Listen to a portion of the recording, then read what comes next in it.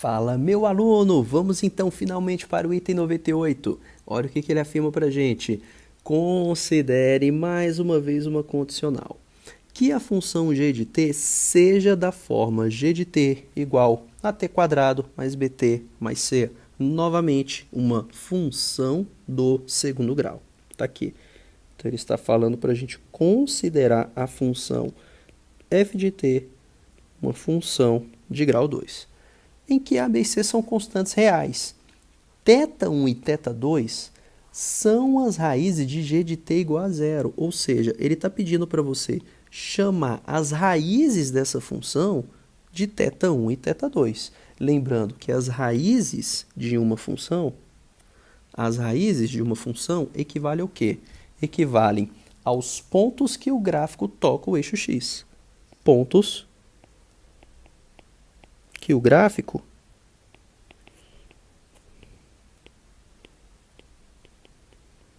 toca o eixo x. Então, é disso daqui que você tem que ir atrás. Os pontos onde o seu gráfico vai estar tocando o eixo x. E ele fala o seguinte, que θ1 é menor do que θ2.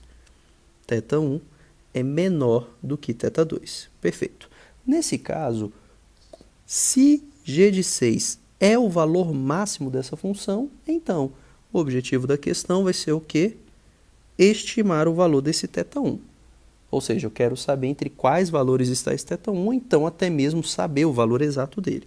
Então é desse camaradinha que a gente vai atrás. A informação que vai ajudar muito a gente a resolver esse problema é essa daqui. Saber que g de 6 é o valor máximo dessa função. Ah, Pedrinho, mas em que esse negócio vai me ajudar? Primeira coisa, identifica a função direitinho. A função g de t é essa função aqui que eu estou destacando de azul. Ó.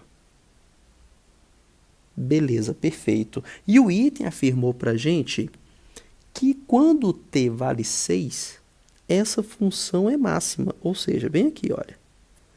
Então, quando a gente tiver o valor de t valendo 6, a gente vai ter essa função aqui sendo máxima.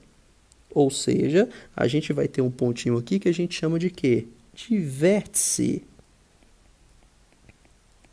da nossa parábola.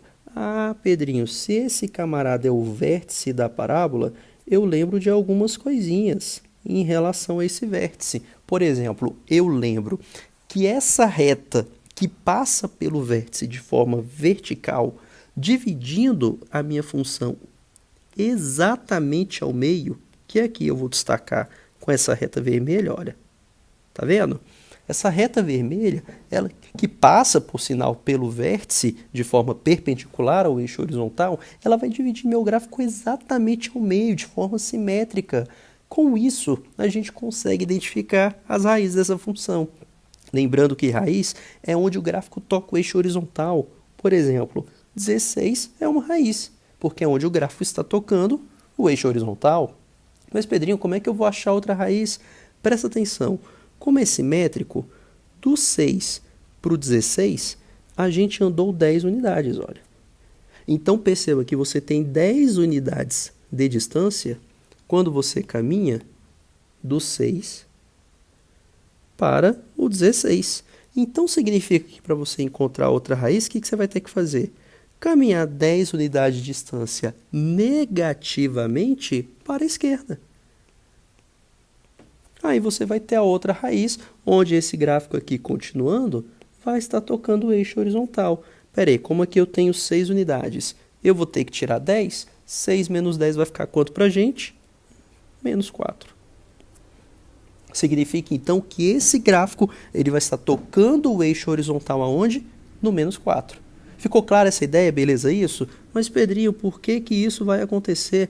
Porque a gente tem que o nosso vértice, que é esse camarada bem aqui, ou melhor, o nosso x do vértice, ele é centralizado em relação a essas raízes que aparecem aqui para a gente. Então, como a distância do 6 para o 16 é de 10 unidades, para outra vai ter que ser de menos 10 unidades. Por isso que a gente chega nesse valor, que é de exatamente menos 4, que seria a nossa outra raiz dessa função do segundo grau. Então, se a gente quisesse desenhar esse gráfico aqui mais ou menos, teríamos algo semelhante a isso daqui, ó. Algo semelhante a isso daqui. A gente então vai ter a nossa parábola, aí você finge que vai ficar bonitão, tá? A gente vai ter aqui a nossa parábola, ó. Aqui está a nossa parábola, top. Não, deixa eu desenhar mais bonitinho. Pronto. Tá aqui. A gente vai ter a nossa parábola, a gente vai ter o eixo horizontal e vertical. Tá aqui o eixo horizontal. Está aqui em algum lugar o eixo vertical. Vou colocar para cima. Aqui em algum lugar a gente vai ter o eixo vertical. Aí a gente vai ter que aqui no caso do nosso vértice, esse camarada possui aqui como resultado o valor de 6 aqui no x do vértice. Ele falou que essa raiz aqui corresponde a 16, que é 10 unidades para a direita. Agora, vindo 10 unidades para a esquerda, esse camarada vai estar tocando o menos 4. Não ficou muito proporcional assim meu gráfico, mas seria mais ou menos essa ideia. Ou seja, o tanto que você caminha para a direita é o mesmo tanto que você vai caminhar para a esquerda, para poder encontrar essa outra raiz aqui que está faltando para a gente, tudo bem? E aqui no caso, a gente fez uma caminhada de 10 unidades para a direita positivamente e menos 10 unidades negativamente para a gente poder encontrar a raiz do lado esquerdo. Agora, Pedrinho, quem vai ser o θ1 e quem vai ser esse tal desse θ2? O item afirmou para a gente que o θ1 é menor do que o θ2. Então, esse camarada é o θ1 que eu estou buscando. E o do lado direito, que é maior, é o θ2. Ah, Pedrinho, então o θ1 vale exatamente 4. Agora, qual alternativa a gente tem que o θ1 vale 4? Se você for perceber na letra C, porque aqui a gente tem ó, o símbolo de menor ou igual, olha. Então, ele afirma para a gente no item C, na letra C, que esse nosso resultado ele é o quê? Menor ou igual a menos 4. Ó. Se o θ1 é menor ou igual a menos 4, então ele já vai ser a nossa alternativa, tudo bem? Com isso, a nossa alternativa correta vai ser qual? A letra C de casa. Olha que beleza, meu amigo. Então, ele fez uma exploração muito bacana em relação à função do segundo grau. Veja que não foi uma conta difícil, foram itens somente de análise gráfica e a gente tem que estar por dentro dessas coisas se rolar em prova de vestibular da UNB novamente, tudo bem?